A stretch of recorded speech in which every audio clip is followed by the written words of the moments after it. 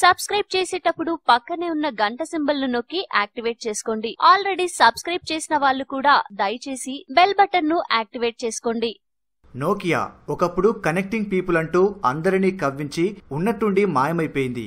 మళ్ళీ చాలా కాలం తర్వాత మోడల్ 3310తో స్మార్ట్ ఫోన్ మార్కెట్లోకి రీ ఎంట్రీ ఇచ్చింది ఈ ఫిన్లాండ్ సంస్థ నోకియా. త్వరలోనే 5G టెక్నాలజీపై నోకియా దృష్టి సారించనుంది.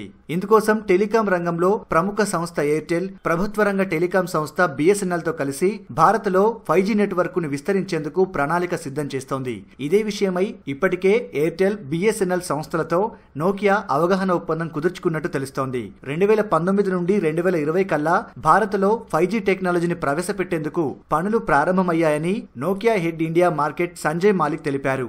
బెంగళూరు కేంద్రంగా 5G టెక్నాలజీపై మరింత పరిశోధనలు చేసేందుకు నోకియా ఓ కేంద్రాన్ని కూడా ఏర్పాటు చేయనుంది. ఒకప్పుడు విరివిగా సేవలందించిన నోకియా ఆ తరువాత స్మార్ట్ ఫోన్ విప్లవంతో మార్కెట్లో కనుమరుగైంది.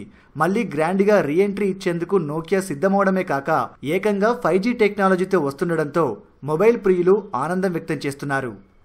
ఈ వీడియో మీకు నచ్చితే లైక్ చేయండి, అందరికీ షేర్ చేయండి, కానీ సబ్స్క్రైబ్ చేయడం మాత్రం మర్చిపోకండి.